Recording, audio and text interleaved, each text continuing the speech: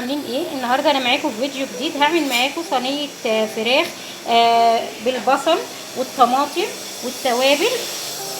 اول حاجه انا جبت فراخ، انا بشيل كل الجلد والدهون اللي في الفراخ بالشكل دوت، وبعد كده بروح عامله فيها فتحات كده، وبعدين بروح نقعاها في ملح وخل وميه لمده نص ساعه، وبعدين بشطفها بتبقى معايا كده نظيفه ما فيهاش اي روايح ريحه زفاره او اي حاجه فيها ولا اي بقايا للدم. ايه لازم تنضفيها كويس جدا. وبعد كده جبت بصلتين وقطعتهم صغير كده، وجبت طماطمتين كده وقطعتهم ترانشات. هبدا اضيف هنا على البصل دوت معلقه فلفل اسمر وملح حسب كميه الفراخ او حسب المذاق اللي انت بتحبيه. هضيف كمان ربع كوبايه خل، معلقتين زيت او ربع كوبايه زيت صغيره، وهبدا اقلب الحاجات دي كده. دي التتبيله اللي هتبل بيها الفراخ كده، واحشي الفتحات دي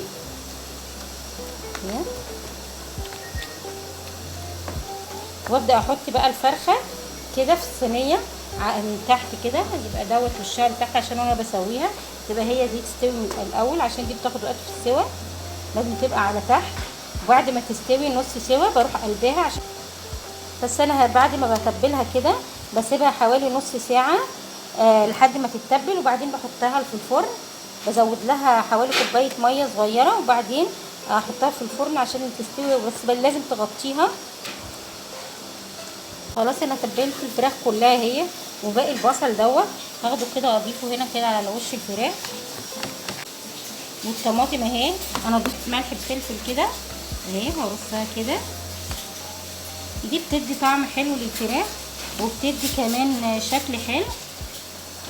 لما بتستوي الفراخ انا ببدا اقلب الفراخ على الوش التاني، وبخلي الطماطم دي على وش الفراخ وهي بتاخد لون، بتدي شكل حلو اهي. شويه ميه صغيره عشان اسوي بيها الفراخ، هسيبها شويه لحد ما تتبل، وبعد كده هحطها في الفرن على اعلى درجه. بحطها الاول في الفرن على الرف اللي تحت خالص لحد ما تبدا السوائل ديت تتشرب منها، وبعدين بحطها على الشبكه عشان تكمل سواها وتاخد لون معايا. الفراخ خلاص خلصت معايا، وادي هي الفراخ استوت كويس جدا وبقت طريه اهي. ممكن تاخدي من الصوص اللي هو دوت البصل ده بتضيفيه على الفرخه كده وانتي بتاكليها.